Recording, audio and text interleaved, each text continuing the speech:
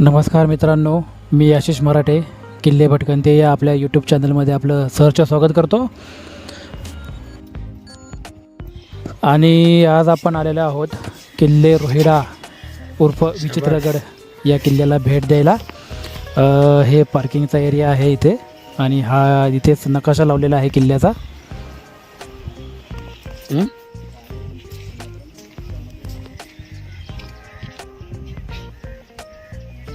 त्या बोर्डाच्या साईडनी या रोडने आपल्याला सरळ वरती किल्ल्याकडे जायचं आहे. रोहिडा किल्ला हा यादवकालीन किल्ला आहे. यादवांनी त्याची निर्मिती केलेली आहे आणि आदिलशहाने या गडाची दुरुस्ती केली असं म्हणतात. आणि मे 1656मध्ये शिवाजी महाराजांनी हा किल्ला त्यांच्या ताब्यात घेतला.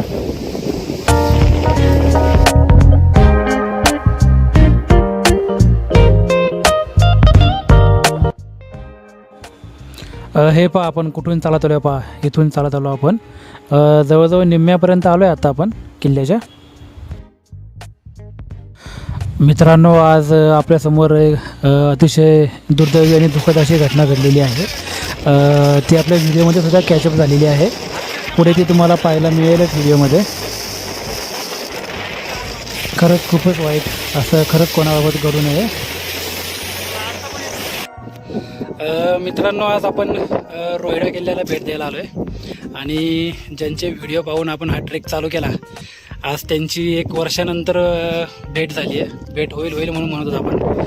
तर जे ॲडव्हेंचरचा मेन हिरो आपला आणि ह्याचे जे व्हिडिओ आपण पाहता मी तुम्हाला शेअर पण केलेले आहेत. आणि ट्रेकर आहेत हे राहुल भाऊ. तर आज यांची ना आपली भेट झाली आहे. राहुल भाऊ, थोडक्यात काहीतरी सांगा तुम्ही ट्रेकबद्दल जरा 1 मिनिटात.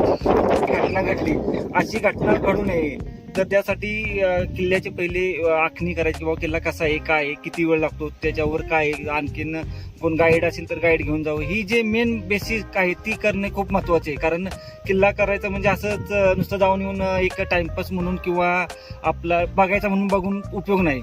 तर तो अभ्यास पूर्ण केला तर त्याचा आपल्याला किंवा इतरांनी त्याचा खूप फायदा होईल, एवढंच सांगतो. आणि आपल्या ज्या महाराष्ट्रातील किल्ले आहेत ते तर सर्वांनी करावे हीच एक अपेक्षा आहे. आणि आमचं तर आम्ही सर्व जे आपल्या महाराष्ट्रातले इंडियातले किल्ले आहेत आम्ही सर्व करणार आहे. धन्यवाद. येस, तू थोडक्यात सांग, तू जास्त झळकतोस व्हिडिओवरती. तर आपण जे किल्ले करतो त्या किल्ल्यांवर नक्की काय असे शिल्प वगैरे असतात व शिलालेख वगैरे बघायला पाहिजे. त्यांची माहिती काढून ते नक्की बघायला पाहिजे. सतीगड आहेत, नागगड असते. तर हे सगळे जे पुराण असे जे वास्तू पाहायला पाहिजे. आणि व आपण त्याला काही त्याचे फोटो काढलेत ते जर इंस्टाग्राम वगैरेवर टाकायला पाहिजे. व आपण किल्ल्यावर कचरा करतो ते आपण मेंटेन करायला पाहिजे. जे असतात अशी फक्त मज्जा करण्यासाठी येतात त्यांच्यासाठी खास कर. व ते असे म्हणजे कचरा करून जात आहेत, मजा करतात, पण त्याच्यामुळे आपल्या गडाला प्रॉब्लेम होतो. Yes, thank you. हे बघा, राहुल भाऊ अजूनही फक्त मोबाईलवरती हे करतात आणि आपणही मोबाईलवरतीच करतोय. पण स्थानिक गडावरती फिरताना स्थानिक जे माणसाचा जो नंबर घ्यायचा ना, हे तुमचं आयडिया खूप भारी. आणि हे खरंच सगळ्या ट्रेकरनी वापरली पाहिजे. म्हणजे तिथून थोडंसं वरती चालत आल्यानंतर हा सुरुवातीला आपल्याला प्रथम गणेश दरवाजा लागतो. गोमुखी असं याचं बांधकाम आहे या गणेश दरवाजाचं. ह्या लगेचच 5-6 पायऱ्यावरती पुढे चढून गेल्यानंतर आपल्याला लगेच दुसरा दरवाजा लागतो. आणि त्या दरवाजापासून थोडंसं पुढं आलो तर उजव्या साईडला पिण्याच्या पाण्याचा टाका लागतं आपल्याला. इथे 12ही महिने इथे पिण्यासारखं पाणी असतं आणि त्या टाक्यांमध्ये पाणी उपलब्ध सुद्धा असतं. तुम्ही हे पाणी पिऊ शकता, इतकं स्वच्छ पाणी असतं.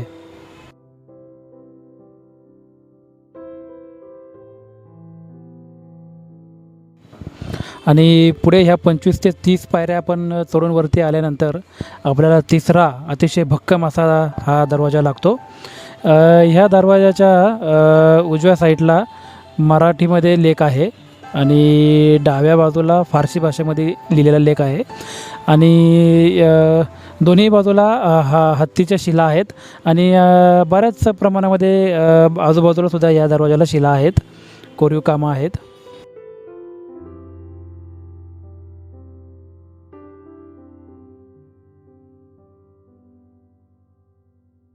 रोहिडा किल्ल्यावरती एकूण 7 बुरुज आहेत आणि त्यातील शिरवले व वाघजाई हे अतिशय भक्कम आणि लढाऊ असे बुरुज मानले जातात.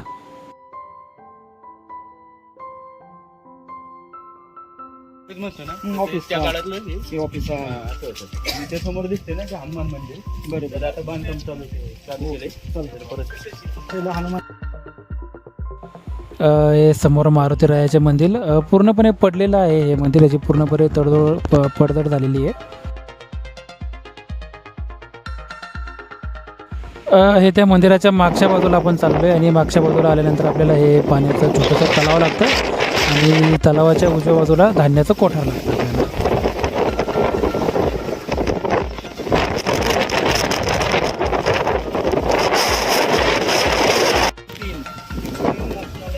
तिथून डाव्या बाजूला खाली आलो की तिथे रायरेश्वराचं मंदिर आहे. मंदिरासमोर हे तलाव आणि बऱ्याच प्रकारचे अवशेष पडलेले आहेत तिथे शिल्पांचे. महादेवाचे पिंडीचे सुद्धा अवशेष आहेत. हे हे तलाव आहे आणि समोर ते रायरेश्वराचं मंदिर आहे. हा समोर दिसतोय तो सर्जा बुरुज.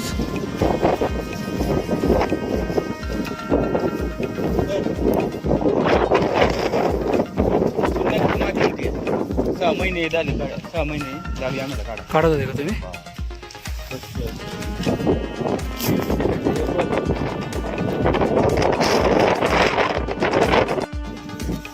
मंदिराच्या डाव्या साईडला आपल्याला हे जुन्या काळातल्या भांड्यांचे काही अवशेष पाहायला मिळतात. थोडं ठेवलं होतं तिथं.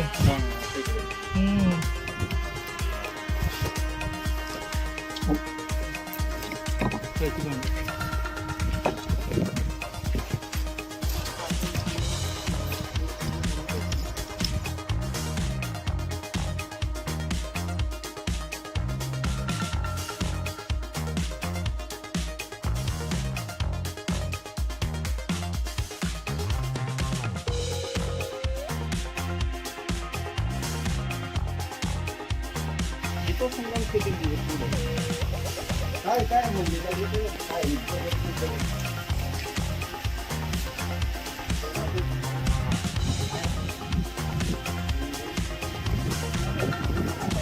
इथं का? अच्छा,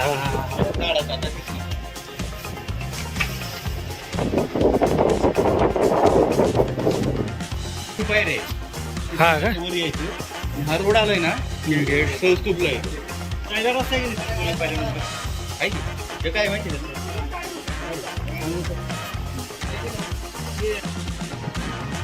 तू सर्जा केला ना, त्याला 6 महिने लागले.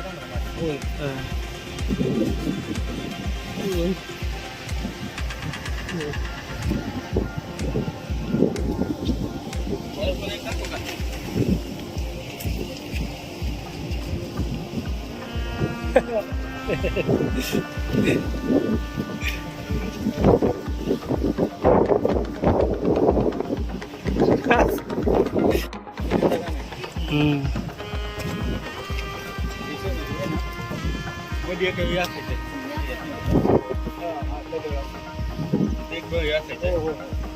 नवरीने बाजून त्याला फिरवणार.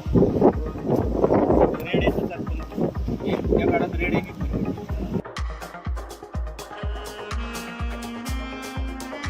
तुम्ही मोजून मोजून थकसाल एवढ्या मोठ्या प्रमाणामध्ये आणि कोरीव असे पिण्याच्या पाण्याचे भरपूर असे टाके या गडावरती आपल्याला पाहायला मिळेल.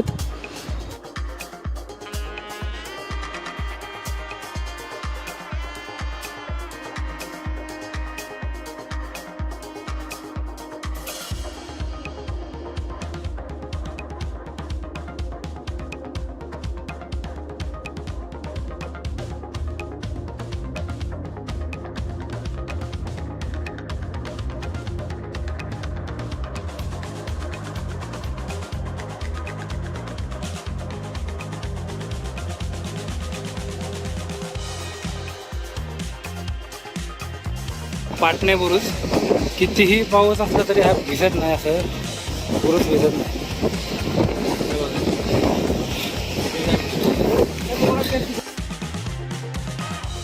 ह्या पाटणे बुरुजावरचं बांधकाम पाहिल्यानंतर असं वाटतं की काय टेक्नॉलॉजी असेल, काय इंजिनिअरिंग असेल त्या काळामधली.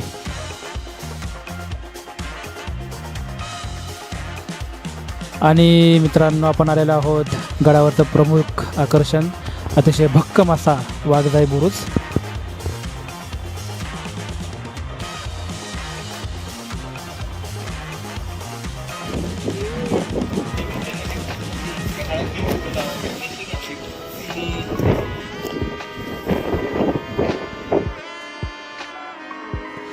आणि आपण आलेलो आहोत रोडेश्वर उर्फ भैरवाच्या मंदिरामध्ये. चला आतमध्ये पाहूयात कसं आहे ते मंदिर. समोरच भैरवाची मूर्ती आपल्याला पाहायला मिळते समोर, हे पहा. आणि ह्या मूर्तीच्याच उजव्या बाजूला पिंड पाहायला भेटते आपल्याला. एका मोठ्या दगडामध्ये कोरलेली पिंड आहे पहा ही.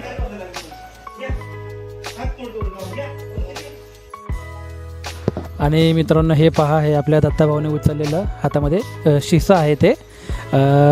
आपणा सर्वांना माहिती आहे जुन्या काळामध्ये शिशाचा खूप मोठ्या प्रमाणात वापर केला जायचा. काकांना उचलत नाही आहे कारण खूप वजनदार आहे ते शिसं.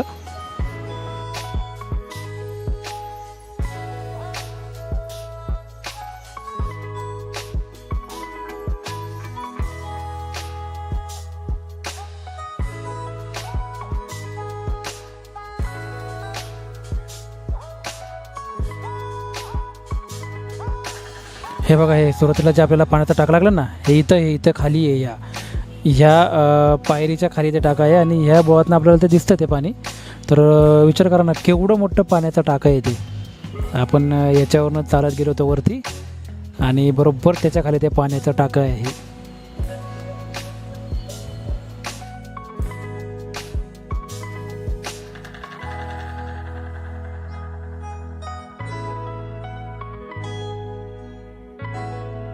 हा वरनं गणेश दरवाजापासून आपण खाली आलो आणि आपण परतीच्या मार्गाला चाललो होतो. तर आपल्यासोबत असलेला तो गावामधला मित्र आपल्याला म्हटला की ह्या गडावरती 5 प्रकारचे भुयारी मार्ग आहेत.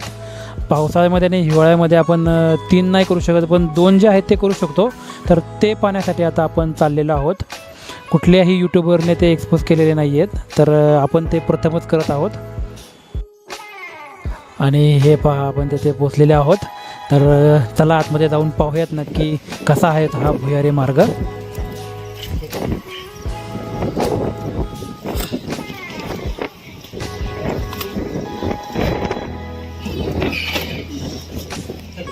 हे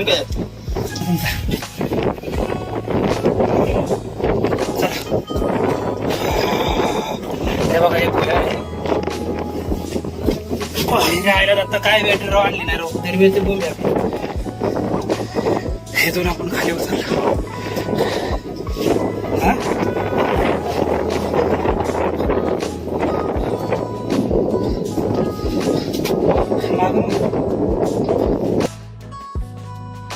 जसं आपण आतमध्ये चालू आहे तसे भीती पण खूप वाटायला लागली आहे. श्वास पण खूप कमी पडतोय, ऑक्सिजन कमी पडतोय आतमध्ये.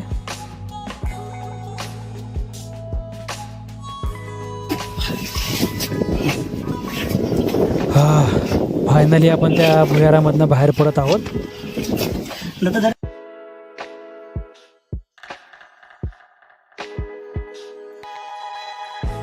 या शेवटच्या टप्प्याला पूर्णपणे झोपूनच आपल्याला बाहेर निघावं लागतं.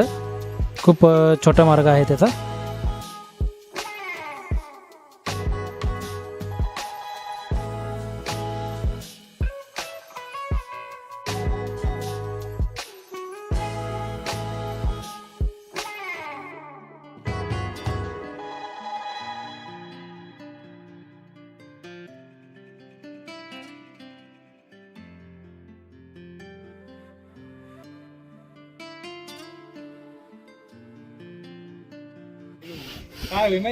आणि हे पहा मित्रांनो, मी तुम्हाला व्हिडिओच्या सुरुवातीला सांगितलं एक अतिशय दुःखद अशी घटना इथं घडली होती. तर इथला एक मित्र आहे आपला, शेतकरी मित्र, त्याची गाय इथं मरून पडली आहे. इथे वरती चरायला आली होती ती. तर हा जो वरती डोंगर आहे त्या डोंगरावरनं ती खाली पडली असा अंदाज आहे आपला. आणि तिचा खरंच दुर्दैवी अंत झाला तिथे. खूप वाईट वाटतं मित्रांनो हे असं काही पाहिलं ना, खरंच.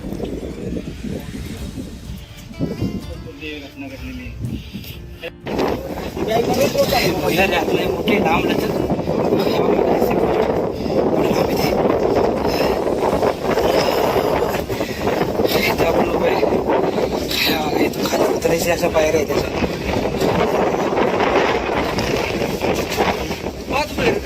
होय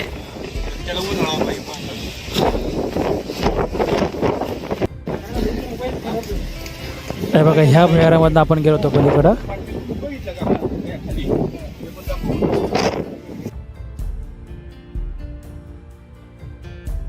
पावसात चालताना मित्रांनो काळजी घ्या. बघा आपले राहुल भाऊ सुद्धा इथं घसरून पडले खाली.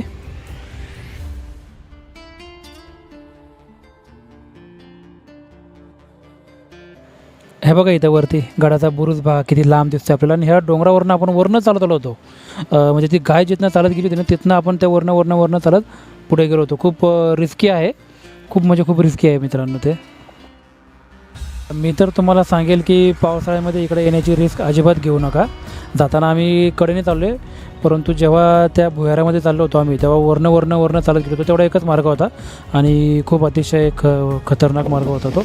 आणि